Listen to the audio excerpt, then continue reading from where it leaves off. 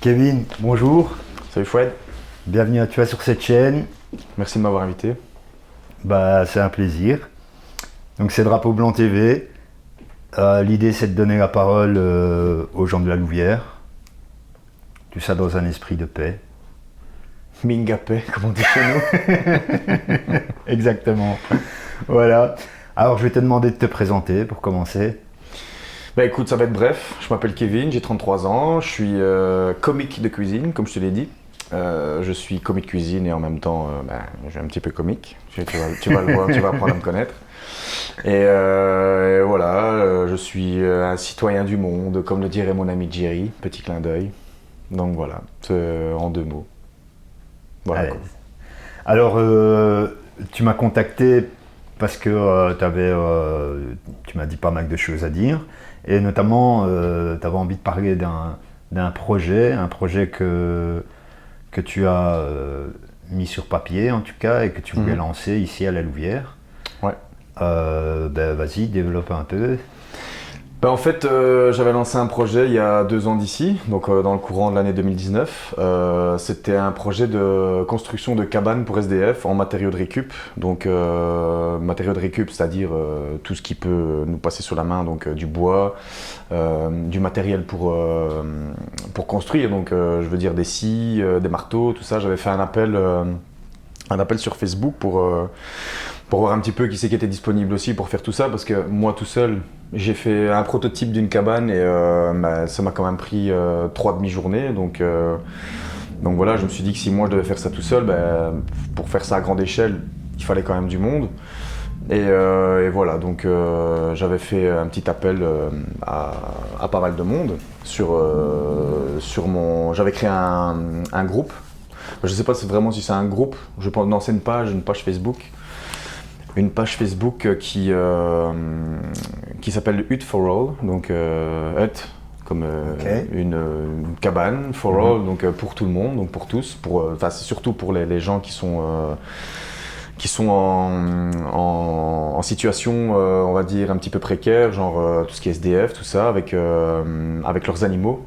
Moi, c'est ça que j'avais pensé, c'est justement de pouvoir permettre à des gens qui ont des animaux de ne pas se séparer de leurs animaux, parce que je sais que dans certaines institutions, comme par exemple le tremplin à la Louvière, l'abri pour sans-abri, je sais qu'on n'autorise pas les animaux à rentrer dans le bâtiment. Donc c'est pour éviter justement qu'ils soient séparés de leurs animaux, qu'ils puissent dormir dans des cabanes prévues à cet effet pour eux, pour leurs animaux. Et en même temps, autour, j'avais aussi prévu de faire un petit jardin juste à côté de la cabane, un genre de petit bac, pas à fleurs, mais je veux dire pour planter en fait, avec une petite rigole sur la cabane pour récupérer les eaux de pluie, pour pouvoir faire du jardinage, pour responsabiliser un petit peu les SDF, pour leur permettre aussi de se réinsérer aussi dans la société, peut-être via une activité comme le jardinage, la permaculture, tout ça, ça aurait peut-être pu leur convenir, les occuper aussi, et peut-être leur permettre de reprendre le chemin de la vie normale, quoi. Donc voilà, j'avais soumis l'idée au CPAS de la Louvière et à monsieur Nicolas Godin. Et voilà, j'ai plus jamais de nouvelles. Ici, ça fait 2 ans que je suis sans nouvelles, donc je profite de mon passage ici pour justement relancer un petit peu le projet et voir s'il y a possibilité d'avoir un endroit justement pour pouvoir implanter ces cabanes. Parce que je sais qu'à l'époque, il y avait justement un souci de proximité du centre-ville et que ça pouvait peut-être pas marcher en centre-ville parce que justement... Comme c'est en centre-ville, c'est peut-être pas possible de faire ça, vu que je sais bien que dans les centres-villes en général, on n'aime pas trop les SDF.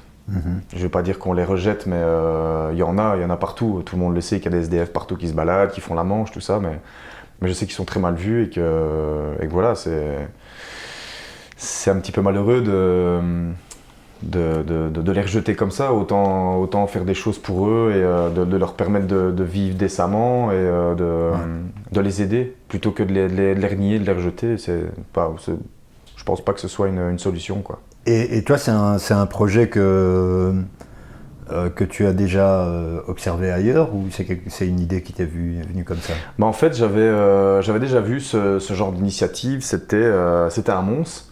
Des petits jeunes, des jeunes d'une vingtaine d'années qui avaient construit ces cabanes, enfin pas les mêmes que les miennes parce que moi j'ai dû faire monter tout un dossier avec des plans. J'ai essayé de faire avec mes armes à moi parce que je ne suis pas architecte, je ne suis pas, voilà, je suis pas constructeur de projet, tout ça. Donc, mais j'avais vu que sur la commune de Mons, ils avaient fait déjà des cabanes comme ça. D'une autre forme. Je pense que c'était des dômes ou des cabanes, des genres de pyramides, je ne sais plus exactement, mais ils avaient déjà eu ce projet-là pour les SDF.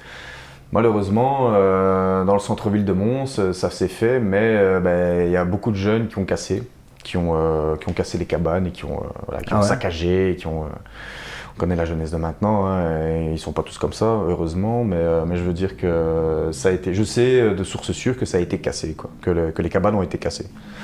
Ça s'est vandalisé, quoi. Ça a été vandalisé, ouais, par des jeunes qui traînent dans les parcs. Je vais pas dire encore une fois que tous les jeunes sont pareils, mais des jaunes qui traînent les rues et qui n'ont rien d'autre à faire que de briser les projets des gens, et voilà, qui sont encore chez papa et maman peut-être, qui sont dans la rue et qui n'ont rien d'autre à foutre que ça, quoi. C'est malheureux, mais c'est comme ça existe. Ouais.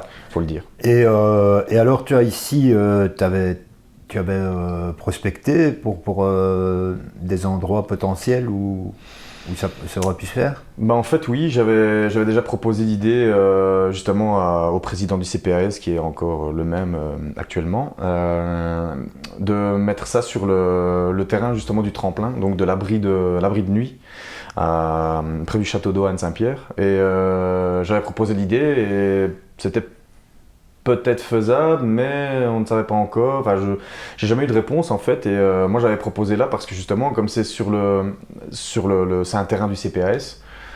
Donc je me dis, si c'est vraiment un terrain, on va dire privé du CPAS, ils peuvent peut-être accueillir 2-3 personnes en plus avec des animaux. Et voilà. Après, je sais qu'il y avait un problème aussi avec les assurances, comme quoi si jamais les abris prenaient feu, qu'ils ne seraient pas couverts, tout ça. Enfin, soit je ne sais pas exactement les finalités, mais moi j'avais proposé ce terrain-là. Et j'avais aussi proposé la friche Bosch, parce que je sais que la friche Bosch, maintenant elle est inoccupée. Ça fait plus de 2 ans qu'il n'y a plus rien. Qu'il y a notre cher Strada qui est là. Dont on ne verra jamais l'existence parce que on connaît tous un petit peu les épisodes Strada, Gobert contre Wilhelm, donc voilà.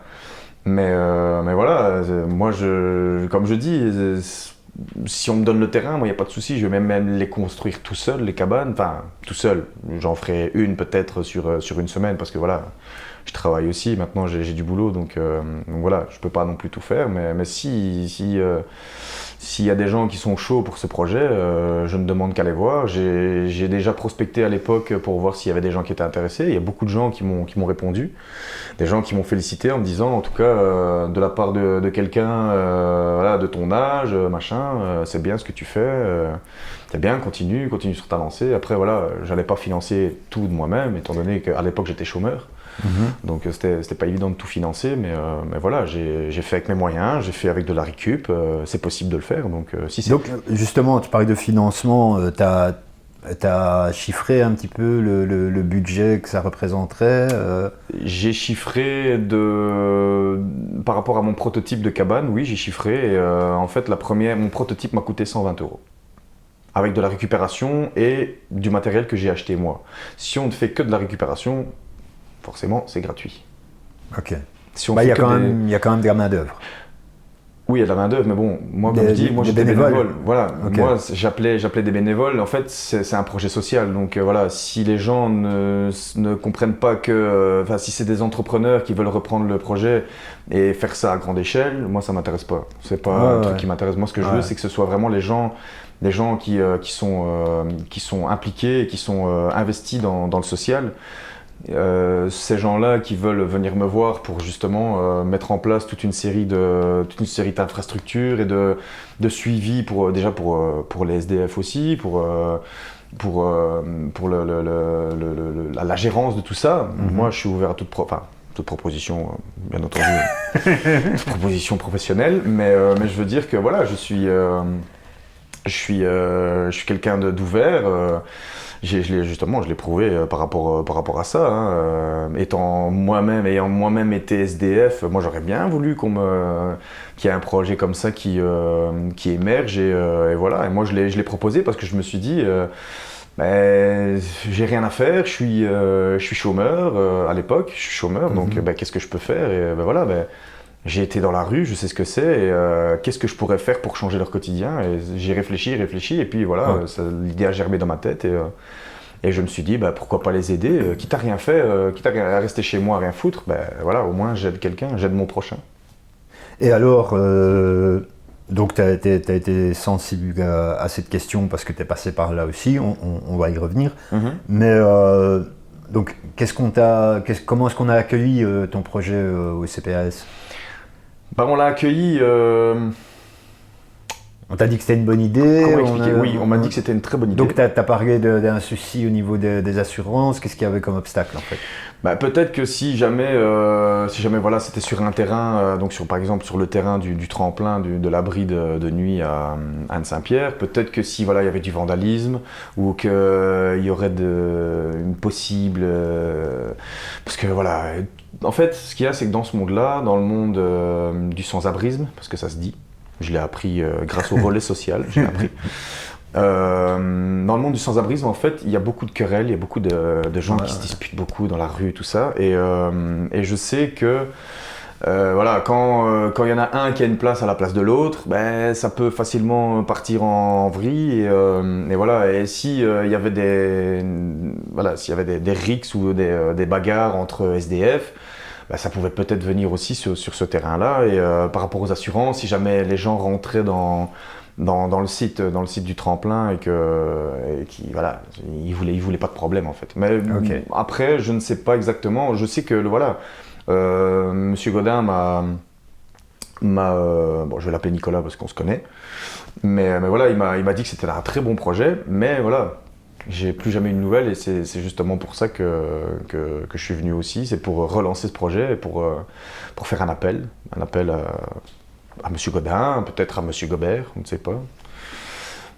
Pour vous débloquer justement peut-être des subsides pour ça et pour voir un petit peu ce qu'on peut faire, ce qu'on ne peut pas faire, parce que voilà, je veux faire les choses dans les règles. Je veux pas mettre une cabane là pour dire de mettre une cabane là. Sauvage, ouais. Voilà, je veux pas faire un truc sauvage comme la friche Bosch. Je sais que c'était mi-autorisé, mi-sauvage. C'était un petit peu, il y avait à boire, à manger, mais voilà, je sais que voilà, ils ont pu pendant 1 an mettre leurs installations, leur cabane. Je sais qu'il y a un architecte aussi qui a travaillé, et justement j'avais demandé des conseils à cet architecte-là pour faire mes cabanes, que j'ai jamais eu de nouvelles d'ailleurs, mais j'ai dû me démerder tout seul. Et voilà, j'ai vu qu'il y avait des projets de cabanes un peu cylindriques comme ça, un peu en dôme, des pyramides, des anciennes calèches, tout ça. Il y avait tout un tas de constructions un peu architecturales. Et voilà, il y a eu un projet autour de ça, un petit restaurant social qui était tenu par Alessandro Pirera, un pote aussi que je connais très bien.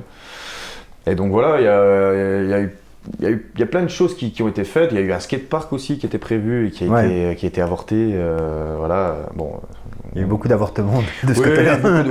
En fait, c'est ça le truc, c'est que derrière la commune, il y a beaucoup d'avortements. On va pas revenir sur le cas Strada, mais voilà, c'est en fait une fois qu'il y a un projet, ça va jamais au bout et c'est ça que j'ai peur aussi, c'est que ce projet qui me tient à cœur, j'en ai parlé autour de moi, je l'ai présenté au président du CPAS et là j'ai plus de nouvelles, donc j'ai peur que ça tombe aux oubliettes quoi.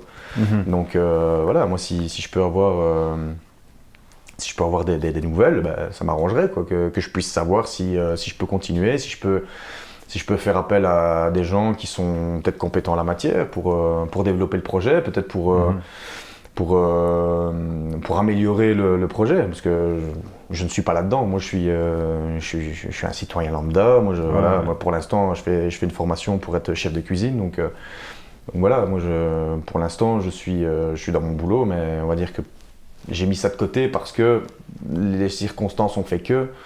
pendant la période avec le Covid, Covid, voilà, ouais. tout le monde était un petit peu chez soi, personne ne se fait la bise, personne ne se dit bonjour, machin. CPAS, j'y vais, Ouais. j'y vais comme ça de temps en temps, mais sinon voilà, c'est pas mon deuxième domicile, quoi, je veux dire. Bah après, ceci dit, avec la période Covid et notamment le premier confinement où on demandait aux gens de rester chez eux, Mhm. ça aurait été pratique s'il y avait eu ces cabanes pour les SDF à qui on demandait de rester chez eux alors qu'ils n'avaient pas de chez eux. Oui, oui, mais étant ancien militaire, on m'a toujours dit, ben, la logique s'arrête au corps de garde. Ben là, je pense que la logique, elle s'est arrêtée à l'entrée de la ville, je pense. Je pense que c'est Ouais, vraiment mais arrêté là. c'est pas propre à la ville, hein, c'est partout. Hein. Je pense que c'est partout, mais ici à la Louvière, je pense que voilà, la gérance de la ville, je veux pas critiquer parce que je suis pas, voilà, je suis apolitique. J'ai aucun, voilà, j'ai aucune affiliation politique du tout. Je suis pas là pour faire de la politique du tout. Mais j'ai l'impression qu'on gère vraiment cette ville comme on gère une table de poker, quoi. Enfin, voilà, on bluffe, ah, toi tu mets, toi qu'est-ce qu'il y a, qu'est-ce qui se passe, non voilà, c'est un petit peu, c'est un petit peu catastrophique. Bon après ils gèrent comme ils veulent, je m'en fous, c'est pas mon problème, moi du moment que je vive décemment et que je vive bien, le reste je m'en fous, c'est pas mon problème. Et sinon, tu as été au contact d'SDF avec ton projet pour voir un petit peu ce que eux en pensent. J'ai pas vraiment eu le temps. Parce que justement, quand j'ai lancé ce projet, j'étais plus axé sur le projet en lui-même plutôt que d'aller à la rencontre des gens, voir ce que ça pourrait, si ça pourrait leur convenir ou si ça pourrait, si c'était pas pour eux, quoi. Donc, j'ai pas vraiment eu l'opportunité, l'occasion de le faire parce qu'à ce moment-là, en fait, une fois que j'ai présenté mon projet, j'ai trouvé du boulot dans les 3 ou 4 mois, je pense, 3-4 mois après, je reprenais une formation pour être justement, je faisais ma formation pour être cuisinier. Et c'est à ce moment-là que j'ai trouvé mon boulot. Et là, j'ai vraiment plus su Ok. assumer mon rôle justement de prospecteur, je sais pas si ça se dit. Ouais. Je sais pas si on dit prospecteur. Ouais. Enfin, soit, voilà, j'ai plus vraiment eu l'occasion de le faire. Donc à partir de ce moment-là, je me suis dit, écoute, maintenant tu as ton boulot, tu vas avoir un petit peu moins de temps pour toi, moins de temps peut-être pour les autres aussi. Donc voilà, je vais pas dire que j'ai abandonné l'idée, c'était toujours dans un coin de ma tête, mais j'avais pas vraiment le temps parce que dans Ok. une cuisine, Ouais, c'est un boulot on prenant. fait pas mal d'heures, on sait quand on commence, mais on sait jamais quand on finit. Donc voilà, j'ai pas vraiment su ou pu ou pris le temps, c'est peut-être ça, c'est peut-être pris le temps d'aller à la rencontre de ces gens-là. Même si j'en ai rencontré et que, voilà, hein, une petite anecdote par exemple, il y a un jour j'étais au Carrefour, j'allais me couper les cheveux et j'ai vu un SDF avec son chien qui était là devant et au moment où je vais me faire couper les cheveux, je vois qu'il y a un petit peu d'attente et ça me faisait mal au cœur de voir ce garçon, il avait quoi, peut-être 20-25 ans maximum. Il était avec son chien et je suis sorti, donc je suis sorti fumer une clope, à l'époque je fumais encore. Et donc je suis sorti fumer une clope et je lui dis tu restes là longtemps? Et le gars il me dit ouais je suis là depuis le matin, donc ouais, je reste là quoi. Donc je suis rentré dans le magasin, j'étais au Carrefour, j'ai fait des courses, comme si je faisais des courses pour moi. J'ai pris de tout, j'ai pris de la bouffe, des boissons, du nécessaire de toilette, de la bouffe pour chien. J'ai pris des mouchoirs, tout ça, enfin pour qu'il puisse du dentifrice, une brosse à dents, enfin soit voilà, j'ai fait des courses pour ce garçon et je suis arrivé avec mon sac et je lui ai dit tiens c'est pour toi. Et voilà, et ça m'a fait plaisir de le faire parce que je me suis dit voilà, j'aurais bien aimé que quelqu'un le fasse pour moi aussi parce que quand on est dans la rue et qu'on est comme ça devant un magasin, j'imagine pas moi je l'ai jamais fait, moi l'amant j'ai jamais fait, j'étais toujours caché parce que je voulais pas que quelqu'un me voie. Mais voilà, je me doute qu'il y a certaines personnes qui ont peut-être plus de facilité à le faire et à se montrer devant les gens et à ne pas avoir d'honteuse.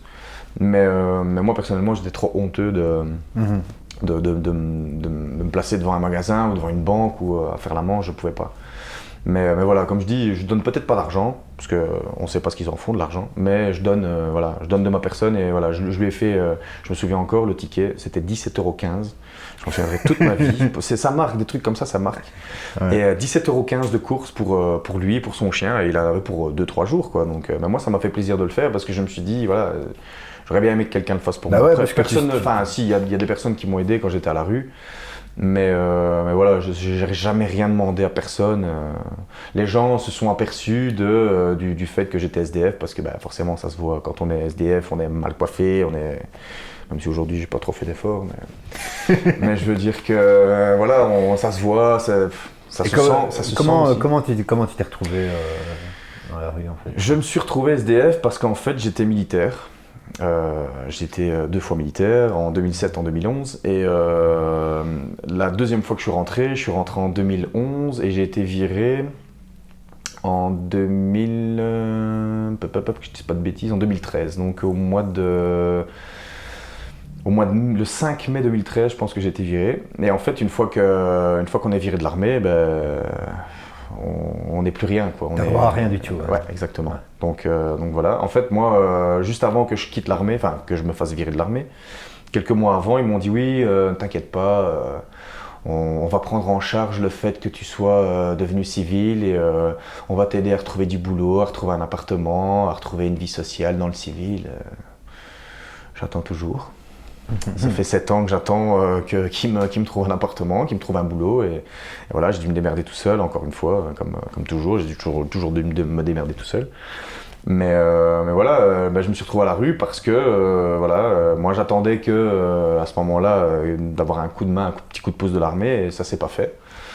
Et voilà, de peur aussi d'alerter, enfin pas d'alerter, mais je veux dire d'inquiéter mes parents en disant ouais, je me suis fait virer, j'ai plus rien, j'ai plus de toit, j'ai plus rien du tout. Je me suis retrouvé un petit peu à la rue et puis j'ai eu la chance aussi de rencontrer des personnes qui m'ont aidé là où j'étais. Donc une fois que je suis sorti de l'armée, j'étais à Florène à l'armée, à Florène et à Philippeville, là où j'habitais à un certain moment. J'ai rencontré des personnes qui m'ont hébergé et qui m'ont aidé, qui m'ont vraiment bien permis de remonter la pente. Alors que justement à ce moment-là, comme je dormais à la rue, j'ai chopé une maladie, ça s'appelle la méningocoque. En fait, c'est des streptocoques à méningite en fait. Ouais. J'ai chopé ça à l'œil ici et j'ai failli crever. J'ai vraiment failli crever. Et en fait, le médecin m'a dit si vous veniez une semaine après, vous perdez votre œil. Ça se transforme en méningite et cerveau mort et voilà, et mort cérébrale et vous êtes mort. Ah ouais. Donc si j'avais pas eu cette personne-là qui m'a recueilli à ce moment-là, je pense que je serais mort aujourd'hui. J'ai toujours eu des anges gardiens un peu partout et celui-là je l'en remercie, Nico, si tu me regardes, il se reconnaîtra je pense. Mais non franchement j'ai vraiment eu de la chance de tomber sur des personnes correctes et des personnes avec un cœur gros comme ça et qui m'ont aidé à sortir de tout ça et je leur en remercierai jamais assez. Et donc quand tu t'es retrouvé à la rue, t'étais pas dans cette région-ci, t'es resté dans la région de Philippeville, c'est ça? Je suis resté à Florène, Philippeville, pendant 2 mois je suis resté à la rue, puis j'ai eu cette personne-là qui m'a hébergé. Et puis j'ai dû partir de là. Au cas de force majeure. Et une fois que je suis parti de là-bas et que je suis revenu ici, je me suis retrouvé à la rue. Donc j'ai encore passé plus ou moins encore 2 mois à la rue. Ouais. Donc en tout et pour tout, j'ai passé 4 mois à la rue. Plus ou moins. Ouais. Et puis d'ici, comment tu t'en es sorti la deuxième fois? Je m'en suis sorti grâce à une copine à l'époque qui, bon, je vais pas le cacher, elle avait un faible pour moi, donc c'était un petit peu plus facile, on va dire. Mais voilà, elle m'a hébergé gentiment. Elle m'a accueilli chez elle, elle avait un enfant. Elle aurait très bien pu me dire non, écoute, moi j'ai mon enfant, je veux pas d'un homme chez moi. Et elle l'a fait. Et je lui en remercie encore une fois aujourd'hui. Et voilà, je suis resté chez elle pendant un moment. C'est elle qui m'a trouvé du boulot pendant le carnaval. En fait, ça tombait pile poil. En fait, le jour où je suis arrivé chez elle, le lendemain ou le surlendemain, c'était les soumonces générales du carnaval. Et donc je suis arrivé chez elle et elle m'a proposé en tant que caviste. chez Mehdi Mbraka au Flanagan. Et donc Mehdi je le connaissais à l'époque, bon maintenant c'est un petit peu différent, on a une autre relation aujourd'hui. Mais voilà, elle m'a présenté, elle m'a dit écoute voilà, Kevin il cherche du boulot, machin, donc voilà, elle m'a présenté, et voilà, j'ai été travailler pour le Saumon Général, puis j'ai fait le carnaval pour lui, et voilà, et puis j'ai vécu chez elle pendant 1 an ou 2 je pense. Et puis voilà, j'ai bourlingué raccroché, un petit peu, peu, je me suis dit bon maintenant c'est bon, tu peux voler de tes propres ailes, donc vas-y quoi, fais. Et donc, tu as dit que quand tu étais à la rue, tu avais honte, donc tu te cachais plutôt, ok. Donc tu as vécu un petit peu le regard que les gens portent sur les SDF, quoi. En fait, aujourd'hui, je me demande vraiment s'ils me prenaient pour un SDF ou pas, parce que j'essayais vraiment que ça ne se voit pas.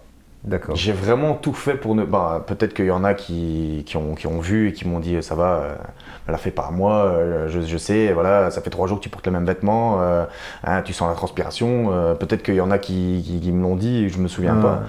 Mais j'essayais de le cacher au mieux. En fait, il y a beaucoup de gens aussi pas qui m'hébergeaient, mais je veux dire, par exemple, si j'avais besoin de me laver ou quoi, ils étaient là pour moi. Ils m'ont dit, tu peux venir prendre une douche chez moi, t'as faim, je te fais un truc, machin. Il y a beaucoup. C'est ça en fait le truc, c'est que j'ai eu beaucoup de chance. J'ai eu beaucoup de chance de tomber sur des gens corrects et des gens qui m'ont aidé et qui m'ont pas jugé en fait. Okay.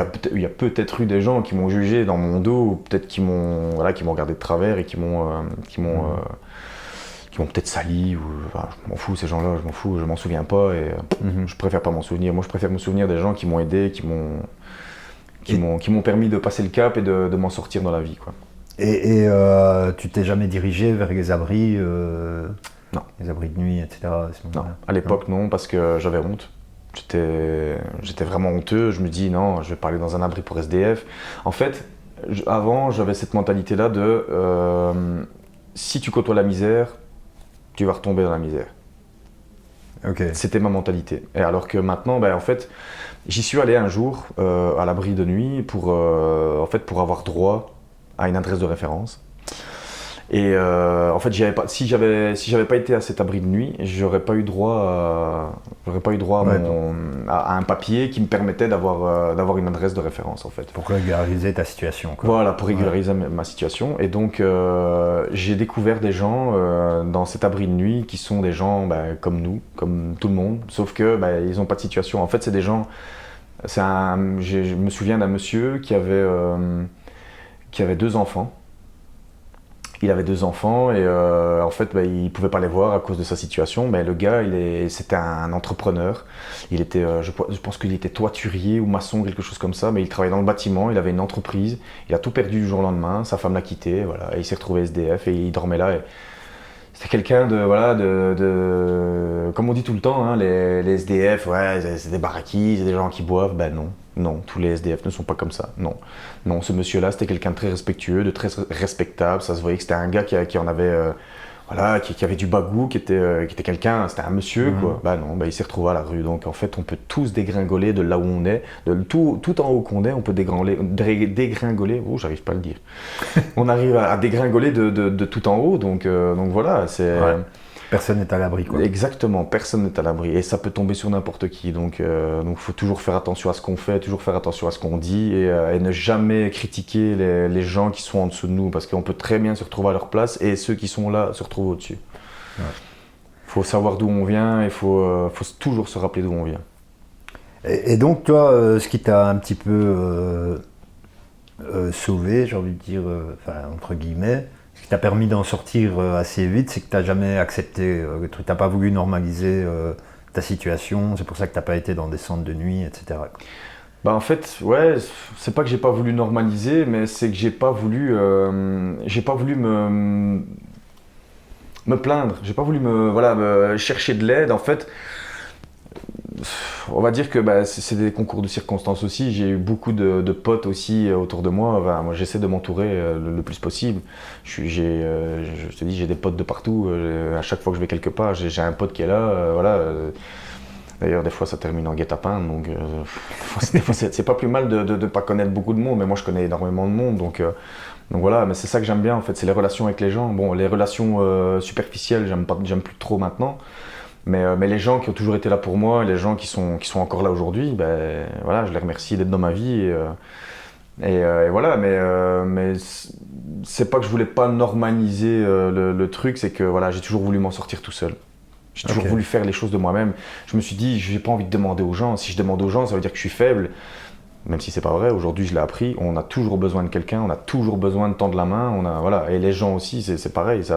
Et quand je peux aider quelqu'un, je le fais, je suis le premier à aider les gens. On m'a mis 2 bras, 2 jambes, donc voilà, si je peux le faire, je le fais volontier. Et pas pour de l'argent, je m'en fous, je le fais pour le plaisir de l'avoir fait, quoi. D'aider quelqu'un que j'apprécie. Ok. Et donc tu as parlé de l'armée. Donc avant de te retrouver à la rue, tu étais à l'armée. Comment est-ce que tu t'es retrouvé à l'armée? Qu'est-ce qui t'a amené à l'armée en fait? Ce qui m'a amené à l'armée, c'est, on va dire que c'était mon comportement à l'époque. En fait, je suis rentré à l'armée quand j'avais 19 ans. Et quand j'avais 17-18 ans, j'étais un petit merdeux. Je fumais des pétards, je buvais, je me défonçais. J'étais en train de passer de l'autre côté, quoi, du côté très très obscur. Donc il y a un moment où j'étais renvoyé de mon école pour des faits dont je n'énoncerai pas les faits. Mais c'est une connerie, c'est vraiment une connerie de jaune. Voilà, j'ai fait des conneries, on fait tous des conneries. Mais voilà, une fois que j'étais viré de l'école, ma mère m'a dit quoi, tu fais quoi? Tu vas à l'école ou tu travailles? Et je me suis dit je vais travailler. Et puis j'ai fait de l'apprentissage pendant 1 an et demi.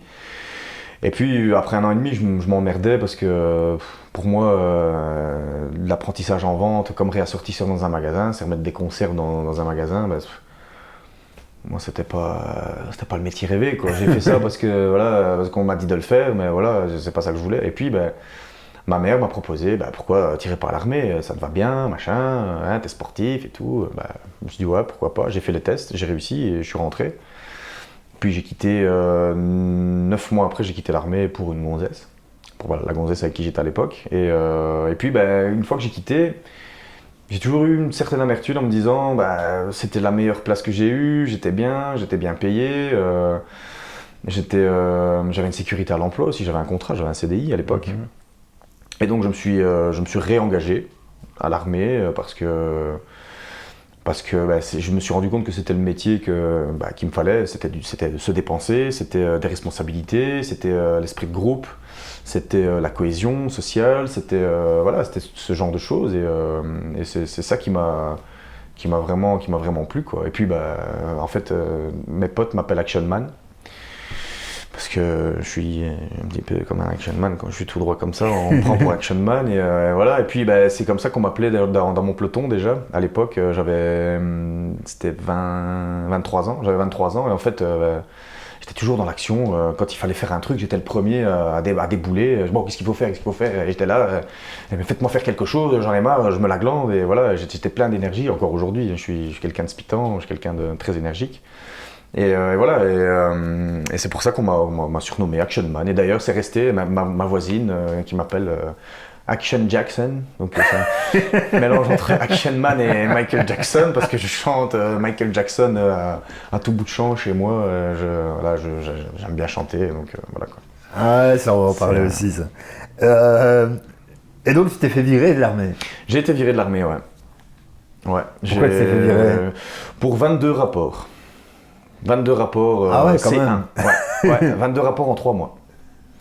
3 mois de temps. En fait, j'ai fait l'école d'assistant technicien électromécanicien à Tournai. Et j'ai déjà fait fort le premier jour. Le premier jour, j'arrive le dimanche. J'étais avec un collègue avec qui j'avais été à l'instruction. Et on arrive tous les deux en train. Donc, on avait pris le même train. On arrive à Tournai. Et puis, ce gars-là aimait bien boire son verre aussi. Donc, qu'est-ce qu'on fait? On se dit, bon, On n'irait pas faire les tours des bars pour voir un petit peu ce qui se passe dans Tournai, parce qu'on ne connaissait pas Tournai du tout. Donc on a été sur les quais à Tournai et on a trouvé un petit bar qui nous plaisait bien. Puis on a fait la tournée des bars et lui est parti à, je ne sais pas, peut-être 2h du matin. Lui il est parti à 2h, il est rentré à la caserne et moi je suis rentré à 6h du matin. Le premier jour. Donc en fait, le dimanche c'était mon premier jour à la caserne, mais à la caserne où tu logeais. Et le lendemain on avait cours à 8h du matin. Ok. Donc moi je suis arrivé à 6h du matin à la caserne. J'arrivais comme ça avec ma carte d'identité militaire, je sais pas s'ils m'ont reconnu parce que j'avais pas la même tête que sur ma carte d'identité. Et donc je suis arrivé et le gars me dit il est 6h du matin quand même, faut vous lever. Hein. Sauf que je me suis pas levé, je me suis levé à 8h30 pour arriver en cours à 9h parce que ouais, c'était à quasi un quart d'heure, 20 minutes à pied, mais bon, vu la soirée, on est un petit peu comme ça. Donc je suis arrivé à 9h en retard et puis mon premier rapport c'était déjà le premier jour, quoi, pour retard, parce que je sentais l'alcool, alors mon instructeur, c'était mon instructeur, je sais plus exactement son nom, j'ai oublié tout ça, il y a beaucoup de choses que j'ai oubliées de l'armée. Mais mon instructeur, quand je suis arrivé, je lui ai dit écoutez, désolé, je suis en retard, hein? A bu de la tequila hier? Et j'avais bu de la tequila la veille. Je m'étais bourré la gueule à la tequila, le gars a réussi, il a vraiment réussi à savoir que j'avais bu de la tequila, quoi. Donc le gars, franchement, c'était, moi je l'appelais le cochon parce qu'il arrivait à renifler de la tequila à 300 km. Mais alors que le gars avait arrêté de boire depuis une quinzaine d'années, il était sobre depuis 15 ans je pense, et il arrivait à sentir que je sentais la tequila. Ça m'a toujours bluffé, je sais pas comment il a fait, mais chapeau à lui, franchement, c'était bien. Bah, c'était une bonne époque, l'armée c'était une bonne époque. Et puis voilà, en fait j'étais viré parce que, en fait quand j'étais en cours, j'étais obligé de réussir mon cours. Mais comme Bibi. Je n'aime pas trop les cours, moi j'aime pas l'école, j'ai toujours détesté l'école, j'aime pas les cours, c'est rester sur une chaise à rien faire. Déjà ici, là, je suis en train de, tu vois, je bouge dans tous les sens. Et voilà, c'est très éprouvant pour moi de rester assis sur une chaise et de rien faire, et depuis tout petit. Et voilà, je préfère aller dans les cafés que d'étudier dans ma chambre, et voilà, et aller boire des verres avec des potes et m'amuser plutôt que d'étudier l'électromécanique pour mon avenir, quoi. Et donc, quand j'ai passé mes examens, je les ai ratés pour 1,5 point. Et donc, voilà, le conseil a décidé que je serais viré. Donc, ça n'a pas pris longtemps. Dans les 4 mois, ils m'ont donné une réponse. Vous êtes viré, monsieur. Donc, j'ai eu 1 mois pour dégager, quoi. Ah ben. J'ai eu 1 mois pour signer. En fait, tu as un dossier de départ. Donc c'est une feuille recto verso, tu dois passer dans tous les services, voilà, un tel, voilà, vous êtes parti, hop, un tel, vous êtes parti, machin. Donc en fait, je dois aller dans tous les... Donc que ce soit au MES, que ce soit pour ton matériel, pour ton salaire, donc le DRH, tout ça, la gestion du personnel, tout ça. En fait, tu dois, dans tout. En fait, la caserne, elle fait je ne sais pas combien de kilomètres carrés, mais bon, moi, je suis à pied. Donc, ça m'a pris 3 jours de plus. Et je pense que je ne l'ai même pas bouclé, en fait. Le dossier, je ne l'ai même pas bouclé. Je l'ai comme ça, je vois, tu sais quoi. Bon. C'est dingue, ça. Ouais, en fait, j'ai dû faire tout le tour de la caserne, 5 km, 5 km carrés, enfin non, un peu plus que 5 km carrés, mais bon, c'est immense. En plus, c'est comme ça, à Florence, c'est vallonné, donc j'ai même pas terminé mon dossier. Je fais, bon, tu sais quoi, les gars, je m'en vais. Et le jour où j'ai dû partir, je me suis barré, et j'ai plus jamais remis un pied dans une caserne militaire. Et t'en as quand même tiré quelque chose, quand même, de l'armée. J'en ai tiré quelque chose, ouais. Si je suis devenu ce que je suis aujourd'hui, je suis quelqu'un de débrouillard, je suis quelqu'un d'assez assez dynamique, assez énergique, assez tête dure, très très très très très tête dure. D'ailleurs, mes potes le savent. Quand j'ai quelque chose en tête, je l'ai pas ailleurs. Ma détermination, c'est de là que ça vient aussi. Et, voilà, j'ai gardé beaucoup de séquelles de l'armée. Enfin, si on peut appeler ça des séquelles, parce que moi, j'appelle pas vraiment ça. C'est des réflexes plutôt. Des déformations professionnelles aussi. Je suis toujours en train d'observer tout. Je suis sur le qui-vive partout. Moi, dès que j'entends un cri qui est plus fort que 80 décibels, je me retourne. Qu'est-ce qui se passe? Je suis sur le qui-vive tout le temps. Quand je suis avec ma copine dans la rue, je lui tiens la main, je regarde autour de moi pour voir s'il n'y a pas quelqu'un qui va arriver ou n'importe quoi. Je suis toujours alerte parce que la vie m'a fait que je dois être alerte. Mais j'en garde des bons souvenirs. Après, voilà, il y a une certaine doctrine à l'armée.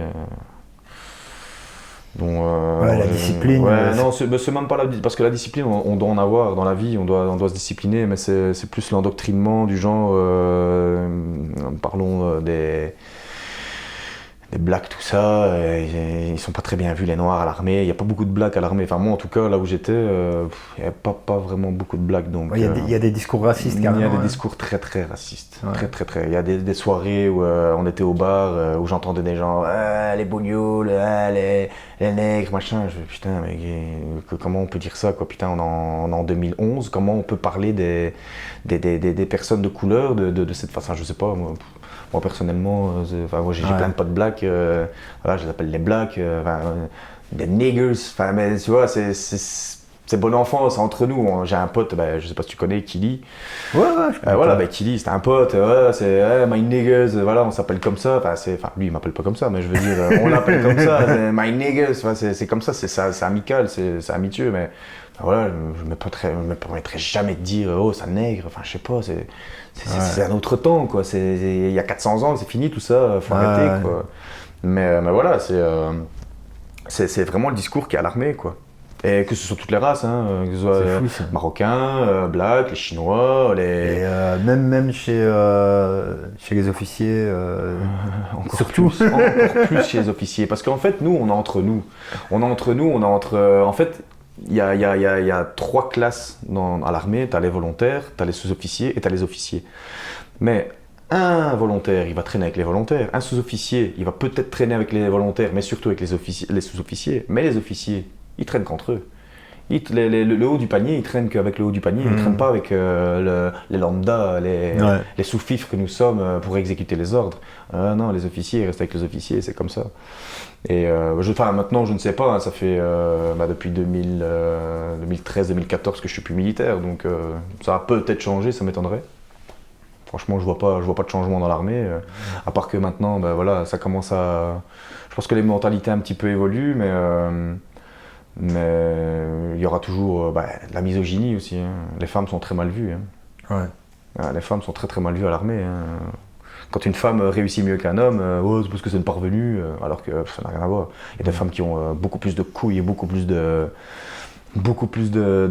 bagages que n'importe quel mec qui vont à l'armée. Et c'est pas des parvenus, c'est pas des femmes, des filles d'eux ou des femmes d'eux, ça n'a rien à voir, c'est parce qu'elles l'ont là-dedans, et c'est tout.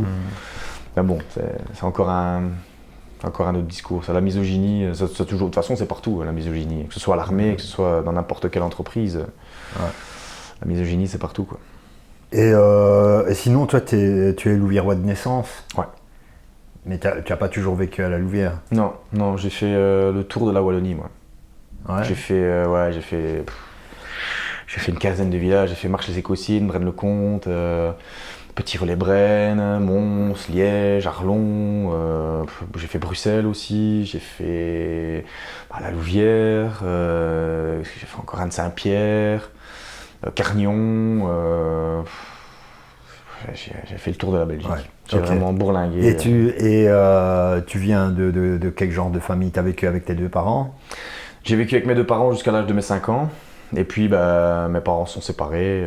La vie a fait que on peut pas toujours rester ensemble. Mais voilà, moi en fait j'ai vécu avec ma mère au début, puis j'étais chez mon père, puis je suis revenu chez ma mère, puis j'ai fait un peu de ping-pong quand j'étais petit. Et voilà quoi, j'ai vécu chez mes 2 parents, mais on va dire que ça m'a pas aidé à me forger. Mon adolescence, j'ai beaucoup souffert de plein de choses, dont la séparation de mes parents, parce que moi je pensais que c'était de ma faute. Quand on est adolescent, on se dit ouais, c'est de notre faute. Et je pense que j'ai pris pour moi, et j'ai cru que c'était à cause de moi et de mon petit frère que mes parents se séparaient, mais en fait que ça n'avait rien à voir. J'ai compris bien après que ma mère et mon père ne pouvaient plus être ensemble, c'était impensable, inconcevable. Mais voilà, c'était comme ça, voilà. Et j'aime autant, en fait je m'en fous, pour l'instant je m'en fous. Mais que mes parents ne soient plus ensemble, moi ça me pose plus de problème. C'est pas un problème en soi, mais voilà quoi, c'est les choses de la vie qui font que... Mais en fait, je demande ça parce que quand tu t'es retrouvé, donc après l'armée, tu t'es retrouvé à la rue, pourquoi est-ce que tu ne retournes pas chez tes parents à ce moment-là? Parce que, on va dire que j'ai toujours eu une relation très très conflictuelle avec mes parents. J'ai toujours été au conflit, j'ai toujours été rebelle. J'ai jamais écouté ce qu'on me disait. Moi, ma mère, elle me disait fais ci, fais ça. Cause toujours, tu m'intéresses. Mon père, pareil. Bon, mon père, il a jamais été autoritaire avec moi. Il a toujours travaillé. Ça a toujours été un très très bon travailleur, un très bon bosseur. Mais ça a été un père absent. Donc, je l'ai jamais vraiment. Il m'a jamais vraiment éduqué en fait, mon père. C'est ma mère qui m'a éduqué, qui a essayé de m'éduquer du mieux qu'elle pouvait. Après, voilà, moi j'ai plus été éduqué avec mes potes et avec toutes mes connaissances, avec ce que je sortais souvent. Moi, depuis mes 11 ans, je suis sur les chemins, donc voilà, je me suis éduqué moi-même. Moi, c'est la rue qui m'a éduqué. Voilà, j'ai une certaine éducation de par ma mère, de par ma famille, mais pour moi, ma famille, c'est la rue, quoi. C'est la rue, c'est les potes. C'est les connaissances, les potes de beuverie, voilà, pour moi c'est ça. Pour moi c'est ça. En fait, on dit, y a tout le monde qui dit, ouais, on choisit pas sa famille. Si, on l'a choisi. On l'a choisi là où on veut bien la choisir. On choisit ses potes, on choisit. C'est ça, pour moi c'est ça une famille. Une famille c'est quelqu'un avec qui tu es soudé, avec qui tu as des affinités, avec qui tu partages des trucs. Moi je partage rien avec ma famille, quoi. Ma propre famille de sang, j'ai aucun point commun avec. Si, ouais, j'ai un point commun avec ma mère, on a un sale caractère, voilà. C'est le seul truc que je partage avec ma mère. Et des frères et sœurs? J'ai des frères et sœurs, ouais, j'ai 3 sœurs et 2 frères. Et enfin, avec eux... famille recomposée, mais sinon j'ai un seul frère. Et avec eux non plus Non, plus de nouvelles. J'ai essayé de reprendre contact avec une de mes sœurs, et on va dire que j'étais emballé au début parce que je me dis ça fait longtemps que je l'ai pas vue, et puis ma sœur en fait c'est moi qui l'ai élevée. Mes parents étaient au travail tout le temps, donc enfin mes parents, mon père et ma belle-mère à l'époque étaient au travail tout le temps, donc qui c'est qui élevait la petite? C'était moi. C'était moi le plus grand, donc c'est moi qui devais veiller sur elle, c'est moi qui jouais avec elle, c'est moi qui était là pour elle, quoi. C'est moi qui le nourrissais au biberon, c'est moi qui la tenais, c'est moi qui lui faisais faire son rot, voilà tout ça. Et puis voilà, les années ont fait qu'on s'est séparés parce qu'elle a vécu avec sa mère qui n'est pas ma mère, et moi j'ai vécu avec mon père qui est son père aussi, mais on se voyait pas très très souvent. Et puis j'ai essayé de reprendre contact il y a pas longtemps avec elle, et comme on s'est séparés voilà, il y a quelques années, qu'on a eu 2-3 petits différends parce que voilà, elle a eu des complications pendant sa grossesse, et j'étais pas là à ce moment-là pour elle parce que moi j'avais un problème aussi. J'ai eu mes soucis de sans-abrisme à ce moment-là. Et j'ai pas pu être là pour elle à ce moment-là. Elle l'a mal pris, elle m'a tiré la gueule et tout ça. Donc je lui ai dit écoute, moi j'en pouvais rien à ce moment-là. J'aurais bien voulu être là, mais malheureusement c'était pas possible parce que j'ai eu mes problèmes aussi. Donc voilà, j'ai essayé de reprendre contact, et on va dire que pendant 2 mois ça a été. J'ai repris contact, on discuté par SMS, mais après je voyais qu'elle n'était pas plus emballée que ça de me voir, donc j'ai laissé tomber. C'était peut-être pas le moment, c'était peut-être pas... Ok. Donc, ouais, pas beaucoup de liens familiaux, quoi. Non, j'ai jamais vraiment été famille, moi, en fait. Enfin, comme tu as dit, ta famille... Ma famille d'adoption, que mes tu potes, t'es créé. oui. Ouais, voilà. Ça, oui, eux, je suis toujours là pour mes potes. C'est vrai que j'ai pas vraiment été là pour ma famille parce que je n'avais pas l'impression qu'ils étaient là pour moi non plus, donc je veux dire c'est donnant-donnant. Moi avec mes potes c'est comme ça, moi mes potes qui m'aident, ceux qui m'ont toujours aidé, je suis toujours là pour eux, tout le temps. Ouais. À n'importe quelle heure de la nuit, du matin, à 3h du matin, encore il n'y a pas longtemps, à 3h du matin, il y en a un qui s'embrouille avec sa mère, il me dit ah frère, je peux venir chez toi? Oui, bien sûr, tu m'as hébergé pendant 1 an et demi, bien sûr que tu peux venir chez moi. C'est comme ça, on s'aide, on s'entraide entre potes, si tu t'embrouilles avec ta mère et que tu n'as nulle part où aller, oui, bien sûr, viens chez moi. Voilà, c'est comme ça. Ouais. Alors, tu as parlé de ta passion pour le chant, tu chantes toujours Michael Jackson. Ouais, t'es un fan de Michael Jackson? Fan de lui, du personnage, pas vraiment, parce que ouais, je sais qu'il y en a, ouais, mais je sais qu'il y en a qui sont ouais, Michael Jackson, faut pas toucher, c'est le king de la pop, machin. Bon, lui, il s'est permis de toucher des enfants, donc n'allons pas trop loin. Mais non, j'aime bien ce qu'il a fait, j'aime bien son parcours musical parce que c'est un génie de la musique. Hein. Enfin, c'était un génie de la musique, mais voilà, c'est le gars qui a quand même révolutionné les clips musicaux. C'est lui qui a fait les longs métrages en clip. C'est le premier avec, je pense que c'est Thriller ou Bad, je sais plus exactement. C'est lui qui a fait les premiers longs clips qui duraient 14-15 minutes. À l'époque, c'était les gens étaient comme ça devant MTV. Donc voilà, c'est le premier, c'est un précurseur, c'est un pionnier. Michael Jackson, c'est qui connaît pas Michael Jackson? Celui qui ne connaît pas Michael Jackson. Allez dans les bouquins, quoi. Enfin, je sais pas. Bah non, mais de toute façon, est-ce qu'il existe quelqu'un sur Terre qui connaît pas Michael Jackson? Je pense. Ouais. Je pense. Ouais. Bah, de toute façon, il y a pas longtemps, qui c'est que je ne sais plus à qui j'ai dit tu connais un tel? Bah, je connais pas. Alors que c'était quelqu'un de super connu.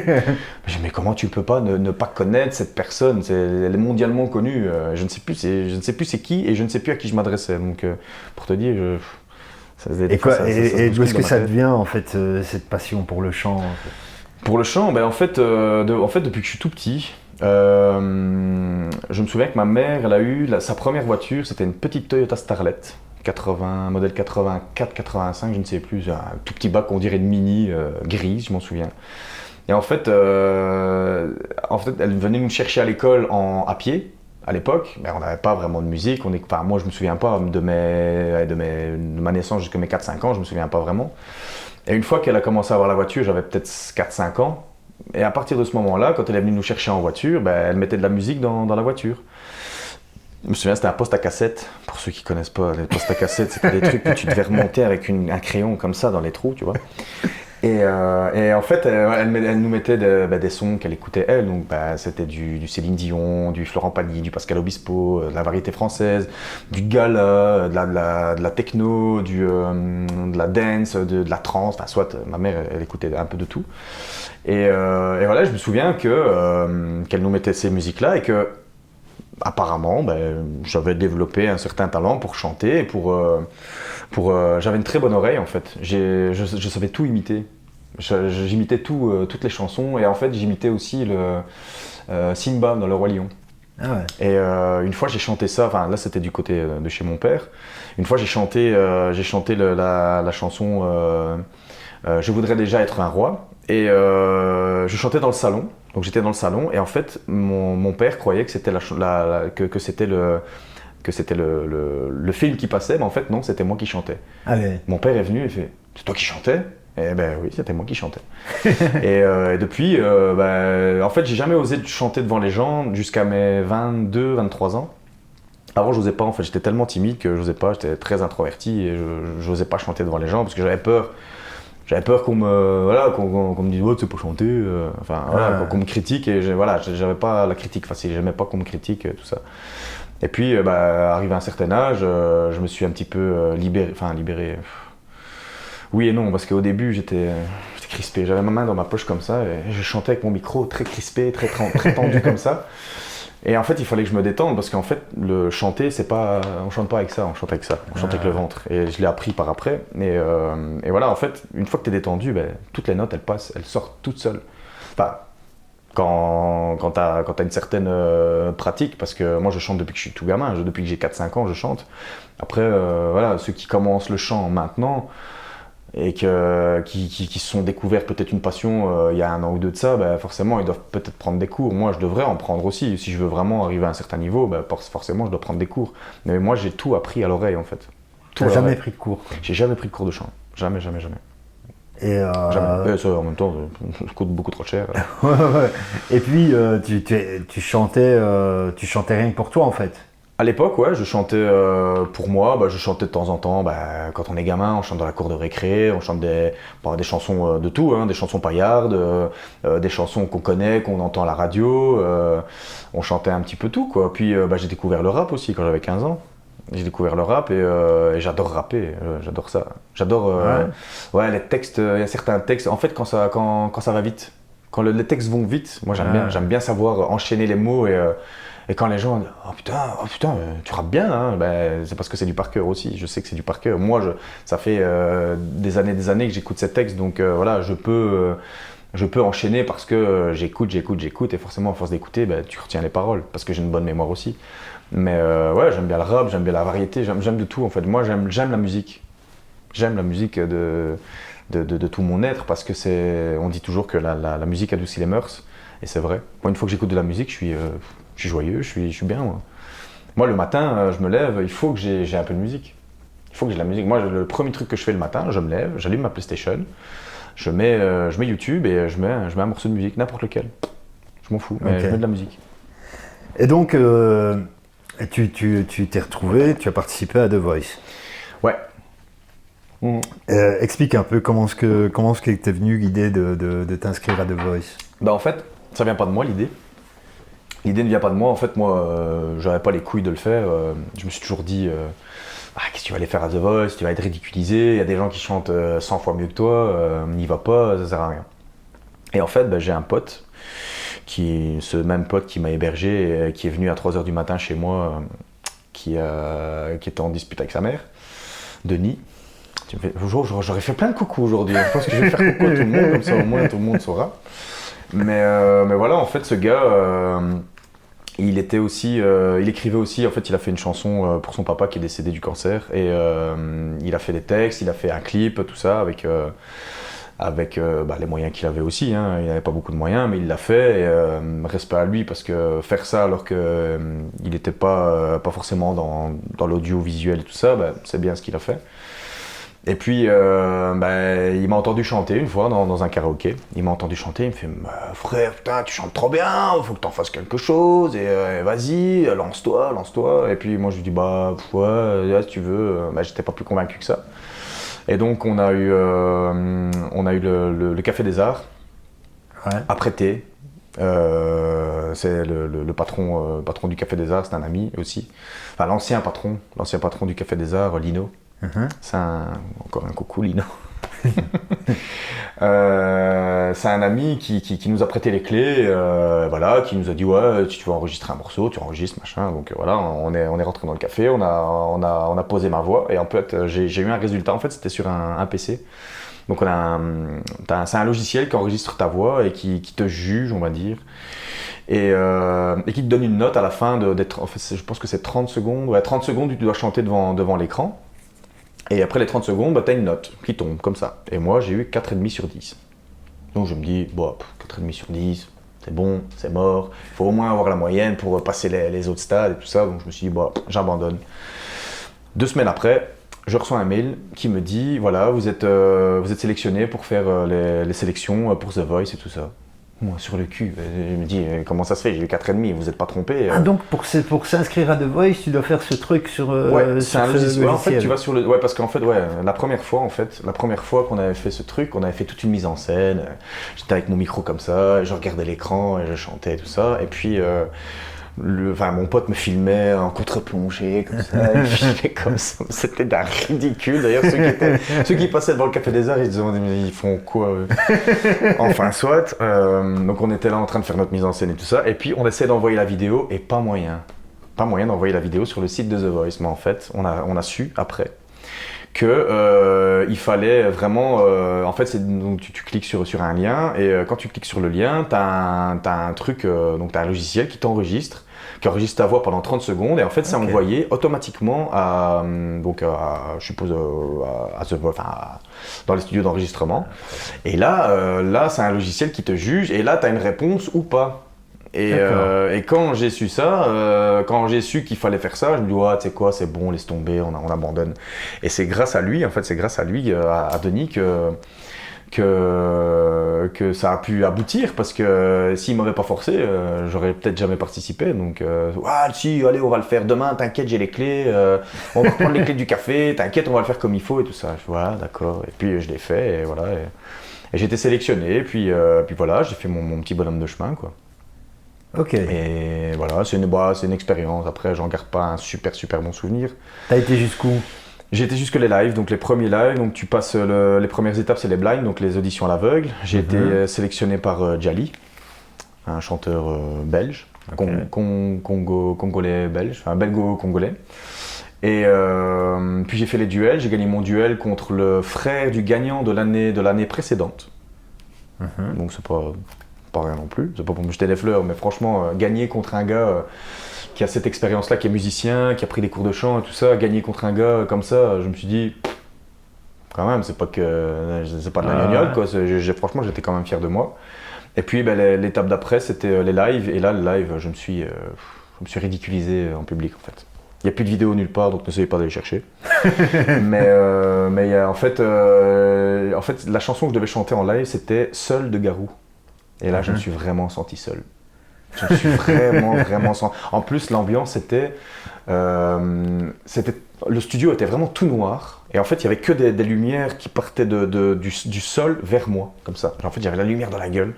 J'étais ébloui et je me suis vraiment senti seul au monde et seul dans le public parce que ce jour-là, c'est le seul jour où ma mère est venue me voir. Et comme par hasard, le jour où ma mère vient me voir, je me foire comme une bite, quoi. Ouais. Mais il y avait ma petite sœur aussi qui était là. J'ai une plus jeune sœur qui a 12 ans maintenant. Et à l'époque, elle avait peut-être 6-7 ans. Donc elle était venue me voir, les étoiles dans les yeux, ma petite sœur. J'étais son dieu, machin. Elle a dit à tous ses potes à l'école, à tous ses copains de classe à l'école, ouais, mon frère il fait The Voice. Je me suis rétamé comme une Pourquoi en fait? Ben, je pense qu'en fait, c'est parce que c'était en live. Comme on faisait des émissions en préenregistré pour les blinds et les duels, je savais l'issue. Donc, en fait, je savais qu'on me verrait pas en direct. Donc, si je me plantais, il y allait peut-être avoir des coupures, des montages. Mais ici, je savais très bien qu'il n'y avait pas de montage au live. Donc, comme au live, stressé, en fait. Ça m'a stressé. Le live m'a stressé et puis les résultats aussi. Comme je sais que c'était des votes du public et que je sais très bien qu'on vit dans une petite ville et que voilà, que c'était pas... J'avais des concurrents en face de moi qui étaient de Bruxelles, qui étaient de Braine-l'Alleud, qui étaient de Nivelles. Ben voilà, c'est des grandes villes et moi à côté, je peux pas rivaliser. Comparé à des gens qui, voilà, en plus des Jones, hein, ils avaient quoi? Ils avaient 17-18 ans, des petits guitaristes comme ça, avec la petite mèche sur le côté, des petits playboys, ben, je pouvais pas rivaliser. Moi, je suis arrivé avec ma carrure d'ours comme ça, voilà, je pouvais pas non plus... Bah, c'est ça qui est marrant, c'est que ça dénote avec justement j'ai pas le physique de ton l'emploi. Apparence. J'ai pas le physique de l'emploi et je me souviens qu'à l'époque, mon oncle, enfin mon parrain, mon oncle, qui m'a vu à la télé, m'a dit il y a un plan où on te voit, en fait, tu es de dos et tu rentres dans le studio. En fait, bah, c'est un montage, mais forcément, donc tu passes une porte et tu passes une porte pour aller vers la scène et pour aller chanter ta chanson. Et on te voit, tu es de dos et tu es, on dirait vraiment un déménageur, quoi. Et il m'a dit, c'est abusé, et putain, on croirait vraiment pas que tu es un chanteur, on dirait que tu es là pour porter le matériel, et que t'es là pour je le mets où le bof ici Et voilà, et il m'a dit, franchement, c'est impressionnant comment tu es large à la télé. Déjà, en fait, apparemment, à la télé, on grossit, on est toujours grossi à la télé. Moi, je me suis pas vraiment trouvé, si, de visage, oui, j'étais vraiment bouffi à la télé, je me suis trouvé vraiment bouffi. Mais ouais, bah c'est encore mieux finalement. Hein, ouais, parce que justement, moi j'arrive à surprendre. Ouais. J'arrive à surprendre. Quand j'arrive quelque part et qu'on me voit, lui c'est chanter, moi je suis la reine d'Angleterre. Et quand on m'entend chanter, quand même, il y a de la voix. Petite anecdote, quand j'ai fini de chanter ma chanson, il y a un des coachs, c'était Stanislas, chanteur français, qui m'a dit, la dernière fois que j'ai entendu des aigus pareils, c'était quand même Pavarotti. Ah ouais, j'étais quand même un petit peu surpris agréablement, mais quand même, je me suis dit, putain, Pavarotti, quoi. Pavarotti, c'est pas... ça, c'est de la comparaison, quoi. C'est high level, quoi. Je me suis dit, ça fait plaisir d'entendre ça, quoi. À fond. Après, voilà, on ne sait pas ce qu'il y a dans la tête des gens, il s'est peut-être foutu de ma gueule à ce moment-là, je ne sais pas, mais je ne pense pas, parce que voilà, pas en direct à la télé, mais je veux dire, même en enregistrement, ça m'étonnerait qu'il s'est foutu de ma gueule, mais ça m'a quand même fait plaisir d'entendre que quelqu'un me compare à Pavarotti, quoi. Ouais. Être comparé à Pavarotti, c'est comme si tu étais comparé à Cristiano Ronaldo en foot, quoi. Pavarotti, c'est un des meilleurs ténors du monde, je sais pas. Fond, c'est clair. Finalement, tu dis que tu n'en gardes pas un super bon souvenir, pourquoi en fait? En fait, ce qui est malheureux dans ce monde-là, c'est un milieu de requins, et je sais que la productrice de l'émission ne me met pas vraiment dans ses petits mouchoirs. Je sais qu'elle me trouvait... En fait, c'est tous des gens, forcément à pognon, des producteurs, des coups tendus, comme je les appelle moi, des gens qui ont une certaine vision de la vie, qui ont une certaine aisance financière, pécuniaire, et voilà, et moi j'étais... un bon belge, un bon baraki de la Louvière, quoi. Donc voilà, une fois qu'ils ont vu la Louvière sur ma fiche, ils se sont dit, ouais, lui, encore encore un gros branleur de karaoké qui veut juste montrer un petit peu ce qu'il sait faire et voilà quoi. Et puis j'ai vu que dans les coulisses, il y avait beaucoup de personnes qui parlaient sur mon dos aussi. Et voilà, moi quand j'avais quelque chose à dire, je le disais en face. Mais eux, c'est pas leur fort. Les gens en général, ils disent tout dans le dos. Moi quand j'ai quelque chose à dire, je te le dis. Je veux pas de porte de derrière, je m'en fous. Ok. Mais voilà, mais c'est juste pour les coulisses. Après, voilà, j'ai vécu des bons moments là-bas aussi, mais quand même, c'est quand même le négatif qui a pris le dessus parce que justement à cause de cette mauvaise expérience, à cause de mon dernier passage en fait. Mon dernier passage, je pense que ça a beaucoup terni mon parcours parce que, pour ma part, moi en tout cas, j'en garde un mauvais souvenir pour ça. Parce que je me suis dit, ce jour-là, j'étais très très mauvais quoi. Quand j'ai réécouté ma prestation, je me suis dit, qu'est-ce que t'as foutu quoi. Tu peux faire vachement mieux et là tu t'es rétamé comme une merde. Pourquoi? Parce que déjà en plus j'étais habillé ils m'ont foutu une veste de costard 10 fois trop petite pour moi, donc j'étais comme ça. Si j'avais fait ça, je pense que j'aurais craqué la veste. En plus c'était des vêtements que je devais rendre, c'était même pas les miens, donc en fait, j'étais comme ça, mais j'arrivais pas à tourner la tête ni à gauche ni à droite, donc voilà, j'étais vachement mal mis dans mes vêtements. Mon pantalon me serrait, mes baskets c'était les miennes, mais c'était pas les meilleures baskets que j'aurais pu mettre autre chose. Et voilà, j'étais pas vraiment bien dans mes vêtements et je pense que ça s'est beaucoup ressenti. J'étais crispé, j'étais un peu comme ça et c'était pas le top. Mais sinon, mon duel, je l'ai super bien vécu par contre. Le duel, ça c'était bien. Ça, j'ai kiffé, j'ai surkiffé. Parce qu'en fait, à la fin de la chanson, je chantais sur Dangerous de David Guetta et Sam Martin, je pense. Et en fait, à la fin, on devait faire une note à deux, donc on devait chanter un refrain à deux. Et à un moment, on devait pousser une note, mais on ne devait pas la pousser super super longtemps. Et moi, en fait, je me suis dit, je vais te prendre de court, mon petit, et je vais pousser la note encore plus et plus loin et plus fort et plus longtemps que toi. Et en fait, lui, une fois qu'il a arrêté la note, il a fait ça, il m'a regardé. Et j'ai vu dans ses yeux, il m'a dit « espèce d'enculé ». Je l'ai vu dans ses yeux, il l'a pas dit, mais je l'ai vu dans ses yeux, il fait « ah ouais, tu m'as quand même bien baisé ». Parce qu'en fait, quand on faisait ça en répétition, on a répété 2-3 fois cette chanson à deux, et bon, c'était un duel, mais c'était Fabrice Pagna, c'était mon pote, quoi. C'était mon pote de répétition, on s'entendait super bien. D'ailleurs, j'ai même plus de nouvelles et franchement, ça m'ennuie parce que c'était vraiment le seul avec qui je m'entendais bien, avec qui j'avais vraiment un bon feeling, avec qui c'était super cool de travailler. Et en fait, quand on répétait, on se charriait un petit peu, mais gentiment, et on était super potes, donc ça se sentait vraiment pas qu'on était en duel. C'était limite un duo qu'on faisait. Pour moi, c'était pas un duel. Et voilà, une fois que j'ai poussé cette note-là, quand il m'a vu, il m'a fait « ah putain, espèce d'enfoiré, t'as quand même poussé la note bien, hein ». Et puis bon, j'ai gagné le duel et il m'en a pas voulu et je n'en ai pas voulu. Et après, on s'est revus dans les coulisses après. Et voilà, je lui ai dit écoute, désolé, mais il fallait que je sorte mon épingle du jeu. Moi, il fallait que je pousse la note plus haut, plus fort. Et il me fait putain, t'as eu raison. J'aurais dû le faire aussi. Hein. J'étais con, mais voilà, j'aurais dû le faire. C'était à moi de le faire aussi parce que voilà, il était musicien, il était chanteur et voilà. Mais...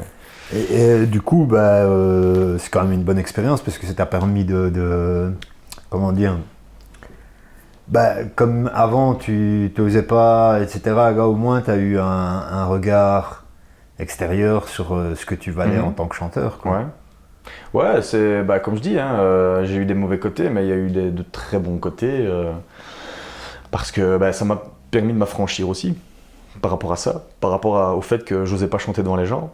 Maintenant, j'ai plus aucun problème à chanter devant les gens. Je chante, même en rue, avec mes écouteurs, je chante. Moi. Et t'as pas envie de... Non. Non. J'ai même pas fini ma question. Non, j'ai pas envie de retenter l'expérience. Non, je voulais pas dire retenter l'expérience, mais d'en faire quelque chose, quoi. Non. D'enregistrer des morceaux. Non. En fait, j'ai fait ça aussi. J'ai enregistré des morceaux avec Ali Mowell. C'est un rappeur de Saint-Va. C'est un pote avec qui j'étais à l'école d'ailleurs. Il y a plus de 15 ans. Ça ne nous rajeunit pas tout ça. Mais voilà, c'est Semi, il s'appelle. Et petit coucou Semi.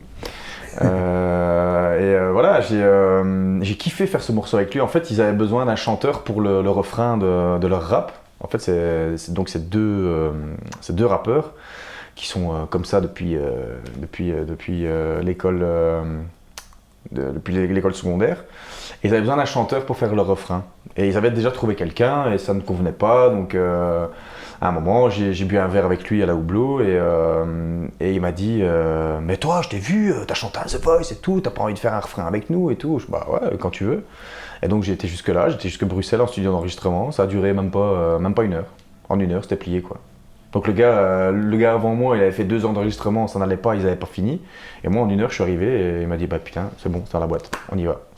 Et ça, c'est sorti comme ça. Et il est sorti il y a plus de 4 ans, 4-5 ans, je pense. Et à chaque fois que j'écoute ce son, bah, ouais, ça me fait des frissons parce que c'est un son qui est sur YouTube et moi j'aime bien ce son.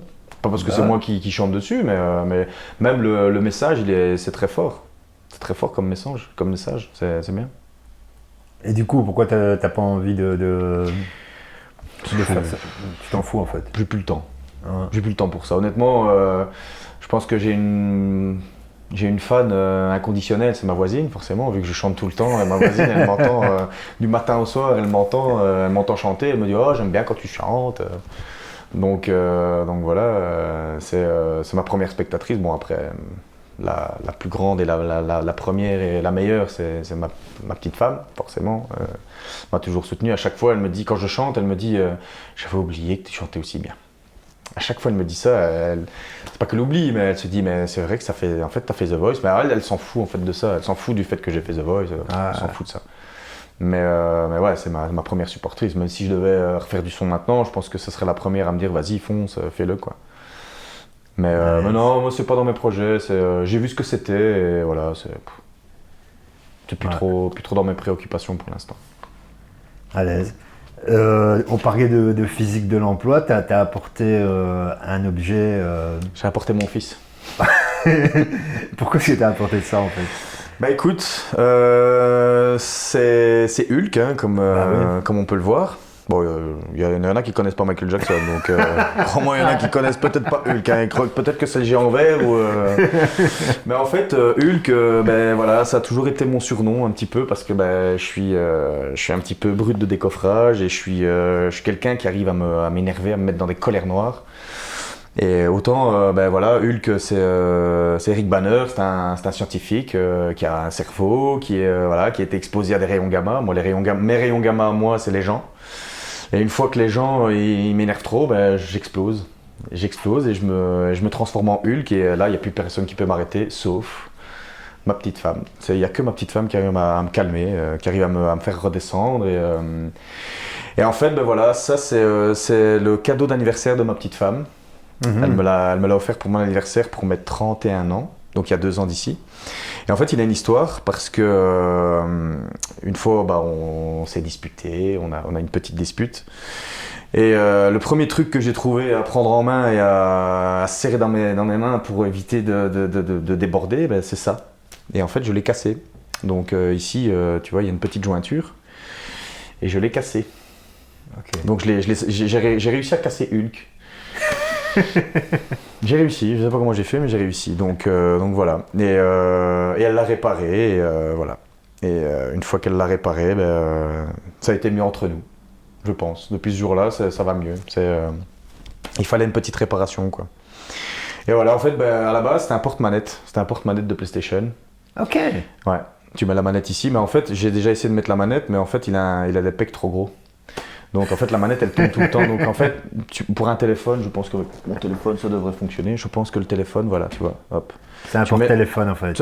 Pour moi c'est un porte-téléphone parce qu'avec les pecs ça passe pas.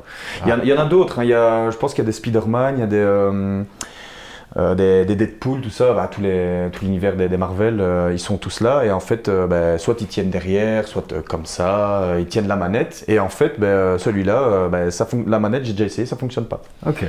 Ça fonctionne pas parce qu'en fait il a les bras trop écartés en fait pour mettre les deux poignées de la manette en fait. Et donc maintenant il me sert de porte-téléphone. Quand je recharge mon téléphone, je le mets dessus quoi. Okay. Et voilà. Et super. Alors t'as dit que voilà les gens pouvaient te faire sortir de tes gonds.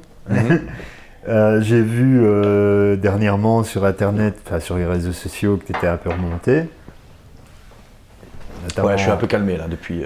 Ouais, je pense que tu t'es un petit peu calmé. Ouais. Ouais. Mais voilà, tu t'es remonté par rapport à toutes les mesures liées au Covid, etc. J'ai vu une fois dans une vidéo que tu t'es amusé à ramasser les masques qui traînaient par terre. Ouais. Ouais, je l'ai fait Parce pendant. que ça, c'est vraiment, c'est un truc de dingue, hein, c'est une infection. Ça. Je pense que ça sera la prochaine pollution. Là, on dit que c'est le plastique. On dit qu'il y a un continent en plastique en plein milieu de l'océan Atlantique. Ben, je pense que la prochaine pollution, ce sera les masques. Et Voilà, pour la prochaine, éradiquer ça, on y est dedans déjà. Hein. mais ouais, mais le temps que les gens s'en rendent compte, hein, parce qu'on s'est rendu compte du continent en plastique, ça fait des années qu'il est là, et crois-moi, ça fait peut-être bien 10 ans qu'il est là, mais avec tout ce qu'il a accumulé, le plastique, c'est un fléau, Et mais ici, les masques, ça fait quoi? Ça fait 1 an qu'on est dedans. Ben, dans 10 ans, on en reparlera. Dans 10 ans, on reparlera de cette pollution des masques. Et je te dis, j'ai encore un sac de vestiges de masques chez moi. En fait, j'ai un sac plastique avec plein de masques dedans. Et il y a un jour où je pense que je vais prendre le masque et je vais aller les donner aux autorités compétentes, hein, ceux qui doivent les ramasser, hein, parce que c'est bien beau de faire un beau centre-ville sans canettes, sans rien, autour à l'épicentre de la commune, de la place communale, tout ça, envoyer des gens pour nettoyer tout ça. Ouais, ben va à Boisdaine, va à Failly-les-Manages, va un peu partout. Tu verras qu'il y a plein de masques partout. Je te dis, quand je vais de temps en temps me balader, je prends un sac en plastique et je regarde tous les masques. Il y a un jour où j'ai ramassé sur 3 km, j'ai ramassé 30 masques. Entre 30 et 35 masques. 2 jours d'affilée, ça m'a fait 70 masques. Donc moi je veux bien, c'est bien beau de dire ouais, mettez votre masque. Ouais, et quoi, on jette à terre après? Non, mettez des poubelles. Enfin, je sais pas, il y a un moment où il faut arrêter de prendre les gens pour des cons. Et, ouais, mettez des poubelles, je pense que poubelle ou pas. Ouais, les gens n'ont aucun Les gens, c'est des crétins, quoi. Aussi. Il y a beaucoup de gens qui n'en ont rien à foutre qu'il y ait des poubelles ou pas. J'ai même vu il y a pas longtemps, ça m'a désolé parce que je me suis dit, mais comment on peut être aussi con? Sur la place communale, j'habite là, donc forcément je vois tout, j'ai tout l'espace pour tout voir. Et en fait, j'ai vu des jeunes, encore une fois, hein, 15-16 ans. Ils ont pris un McDo, ils se sont mis sur le banc, ils ont mangé. Il y avait la poubelle à peut-être, je sais pas moi, 5 mètres. Ils ont laissé leur sachet du McDo sur le banc. Alors qu'il y a une poubelle à 5 mètres. Donc, tu vois, t'as beau essayer de les éduquer, les gosses. Moi, je dis, j'ai été élevé à la claque. Hein. J'ai été élevé à la baffe. J'ai reçu des claques dans ma tête, j'ai reçu des claques dans la gueule, j'ai reçu des claques au cul, j'ai reçu des coups de pied au cul. Et aujourd'hui, j'en suis pas moins bien élevé pour ça. Il leur faudrait des bonnes claques aux gosses maintenant. Je pense que c'est ça qui leur manque. C'est vraiment ça. Le service militaire pour les jeunes délinquants, c'est ça qu'il leur faut. C'est ça qu'il faut, John. Après, il n'y a pas que les jeunes qui manquent de civisme. Ah, je pense pas que ce soit que des jeunes qui balancent leur masque par terre. Du tout. Après, je dis pas, il y a aussi, moi ça m'est déjà arrivé aussi, quand tu vas dans ta poche et que tu sors quelque chose et que tu as ton masque qui tombe et que tu t'en rends pas compte, ça peut arriver aussi. Ça peut arriver, c'est un accident, oui, d'accord. Mais, parce qu'il y a un mais, si on n'était pas obligé de mettre un masque, ça n'arriverait pas. C'est la logique, pour moi c'est ma logique à moi, c'est comme ça. Si on n'est pas obligé de toujours avoir un masque sur soi, voilà. Si tu choisis de mettre un masque, d'accord, tu l'as, tu le mets, tu fais ce que tu veux, je m'en fous. Mais moi si j'ai pas envie d'en mettre un, j'en ai pas sur moi, donc c'est certainement pas moi qui vais polluer, c'est certainement pas moi qui vais faire tomber mon masque vu que j'en ai pas sur moi. Donc voilà, c'est aussi ça c'est ça qui me révolte, c'est qu'on peut même pas choisir en fait. On peut pas choisir de porter ou non le masque. Si moi j'ai envie de protéger quelqu'un et que je vais mettre mon masque, libre à moi. Mais si moi j'ai pas envie, si je m'en fous en fait. Si, tout le monde fait ce qu'il veut sur plein de sujets, mais pourquoi là on devrait tous mettre un masque alors que, excuse-moi, mais le masque ça ne protège de rien. On est bien d'accord.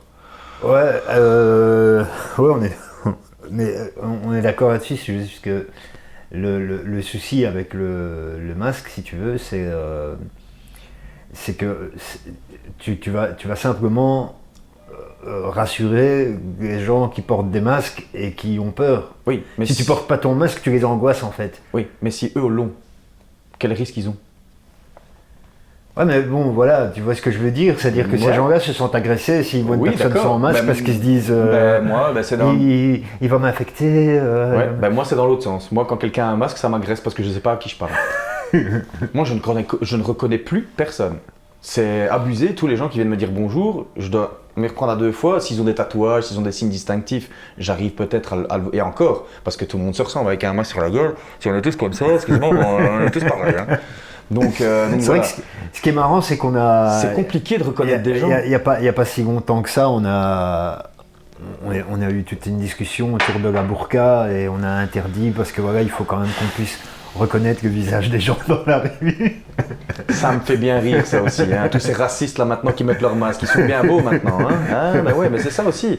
C'est ça aussi que tout le monde a critiqué les musulmans. Ouais, tire ton voile, tire ton voile. Hein, tire ton voile. Bah toi, tire ton masque. Tire ton masque maintenant, toi.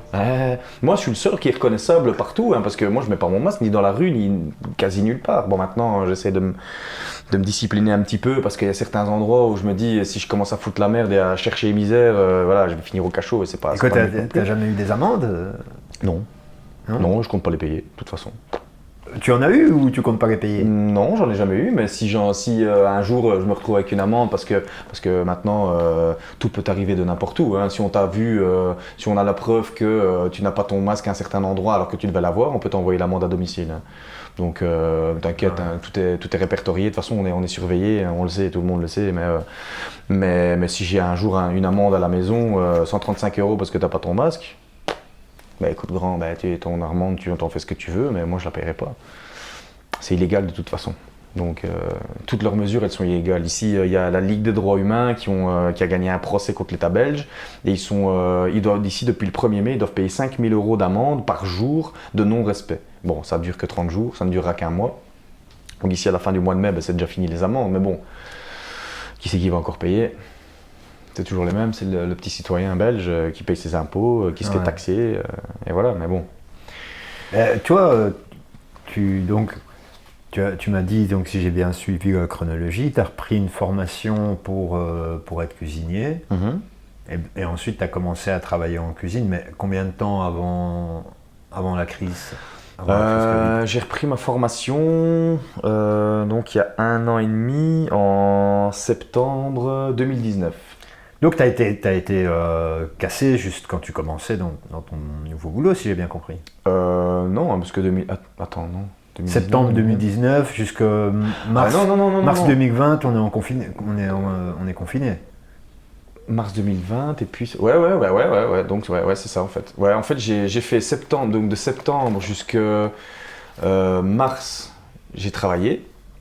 J'étais apprenti commis de cuisine à l'époque. Là, ici, j'ai réussi ma première année, donc j'ai été diplômé commis de cuisine. Puis, j'ai repris en septembre-octobre 2020 l'école. Et une fois qu'on a arrêté en octobre-novembre les restaurants, moi, mon année, elle était foutue. Donc voilà, je me suis dit, ça sert à rien d'aller à l'école si je peux pas aller travailler. Ou sinon, j'aurais été à l'école en cursus normal, quoi. Et donc voilà, on va dire que j'ai un peu laissé ça de côté. Et voilà, mais c'est vrai que ça m'a vraiment bien tout cassé mes projets. Parce que moi, j'avais le projet d'ouvrir un restaurant dans les îles françaises. Ah ouais? Ouais, je voulais ouvrir un resto là-bas parce que je me dis, quitte à vivre dans un environnement propice à faire de l'argent, autant aller dans les îles françaises. Là-bas, ils vivent avec rien. Là-bas, ils ont peut-être 500 balles par mois, mais ils vivent comme des rois. Ça, en La Réunion, Martinique, en Guadeloupe, en Martinique. Puis là-bas, il n'y a pas la barrière de la langue. Je dois même pas apprendre une langue étrangère. Ils parlent français, donc c'était tout bénef. Et puis je sais qu'il y a beaucoup de... Tahiti aussi. Tahiti, à mon avis, le voyage, c'est beaucoup plus cher. Donc je me suis dit, j'ai pas beaucoup d'argent de côté, donc voilà. Mais ici, je suis en train de mettre un peu d'argent de côté, étant donné que je dépense moins. Mais voilà, j'avais des projets à l'époque. Maintenant, je vois pas plus loin qu'un an, 2 ans. Ouais. Je me dis que avec tout ce qui va nous arriver en pleine tronche, le pass sanitaire et tout ça, s'il faut se vacciner pour... le vaccin, le passeport. Ouais, le passeport vaccinal pour aller à l'étranger, moi je suis anti-vaccin, je ne veux pas me faire vacciner, j'en ai pas besoin, donc voilà, je préfère laisser ça à des gens qui en ont vraiment besoin. Ceux qui veulent ma dose, je leur donne volontiers, appel à tous ceux qui veulent. Mais voilà, moi je ne veux pas me faire vacciner, je suis anti ça. J'ai eu mes vaccins quand j'étais petit, j'ai eu mon tétanos, mes rappels tous les 10 ans comme tout le monde, mais je vois pas pourquoi je devrais me faire vacciner d'une maladie que je n'ai pas. Que je n'ai pas eu. Ça par définition, on se fait vacciner d'une maladie pour pas l'avoir. Hein. Oui d'accord, mais bon, c'est quand même des maladies graves, c'est la rubéole, la rougeole, les oreillons, tout ça, c'est des maladies graves, que si tu l'as, Bon, tu peux en crever, tu peux mourir du Covid aussi, mais je veux dire, moi je l'ai jamais contracté cette maladie et en un an j'ai côtoyé des gens qui l'avaient, pour ne pas citer ma copine qui l'a eu et ben, j'ai jamais rien eu et pourtant j'étais en contact avec elle pendant une semaine. Donc voilà, moi si j'ai pas de symptômes et que je suis asymptomatique, comme ils disent, parce que maintenant on dit asymptomatique, mais pour moi je dis en bonne santé. Pour moi, c'est ça que ça veut dire asymptomatique, parce que asymptomatique, c'est un mot qu'on a inventé, hein, parce qu'avant, on n'entendait pas, ouais, t'as une grippe, mais t'es asymptomatique. Non, non, quand t'as pas de symptômes, ça veut dire que t'es en bonne santé et que tu ne contractes pas de maladie. C'est mon point de vue. Après, voilà, il y en a qui vont, oui, mais non, mais il y en a qui étaient positifs. Mais ouais, quand t'es positif et que tu fais des tests PCR qui sont fiables à 55%, excuse-moi, mais... Ouais, bah écoute... Voilà, on va pas rentrer dans le débat des tests. Rentrer dans un terrain de spécialiste que je ne suis pas. Moi non plus, je suis pas spécialiste, mais il y a des études qui ont été faites et il y a beaucoup de gens qui contredisent tout ça. Et voilà, et c'est voilà, il y a du pour, il y a du contre, il y a à boire et à manger, mais voilà, il faut faire le pour et le contre justement. Il faut pas aller que pour le pour et que pour le contre. Après, comme je dis, voilà, le port du masque, j'ai donné mon avis là-dessus. Après, ici, à la Louvière, on a quand même été relativement préservés. Hein. On nous a jamais forcé à porter le masque en rue. À la rue Albert Ier, si. Ouais. À la rue Albert Ier, moi, quand on passait dans les marchés et tout ça, moi, j'ai déjà eu les stewards en mauve là qui m'ont dit oh, ton masque. Je me suis retourné, j'ai fait d'accord. Donc ça fait que je ne fais que passer dans le marché et encore, je marche super vite. Ah oui, dans le marché. Ouais, ok, ouais, quand c'est le marché, dans le marché. T'as vu le marché de la Louvière non, mais sinon, en dehors de ça, parce qu'il y a plein de villes où masque obligatoire en rue. Hein. Je sais, ouais, à Mons, apparemment c'est comme ça, à Binche aussi. Charleroi, Liège.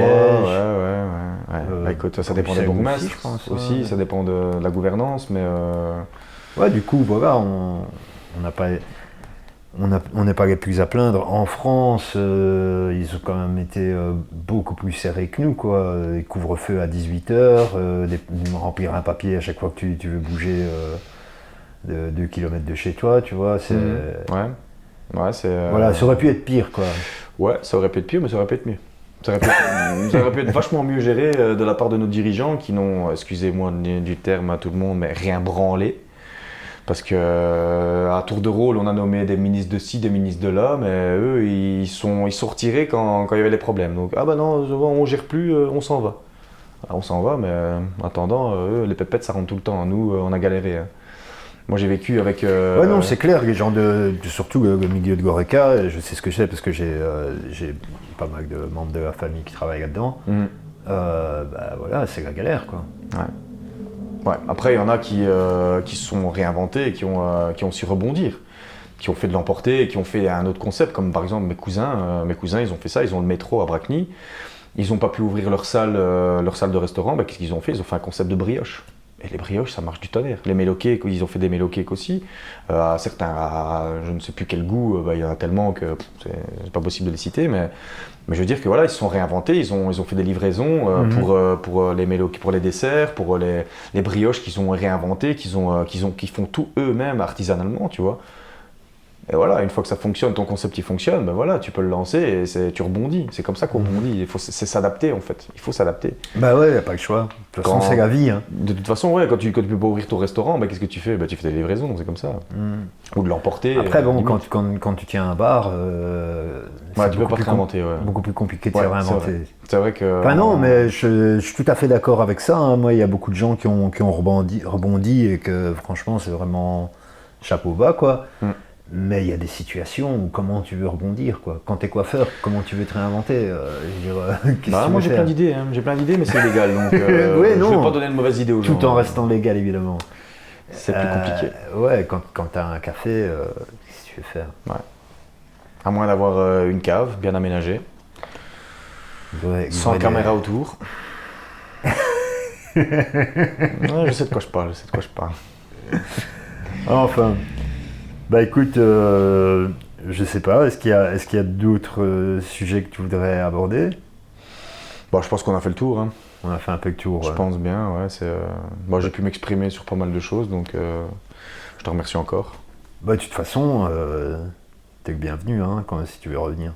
Bah, j'espère que ton projet de construction de cabane va aboutir, parce que c'est une chouette idée et que...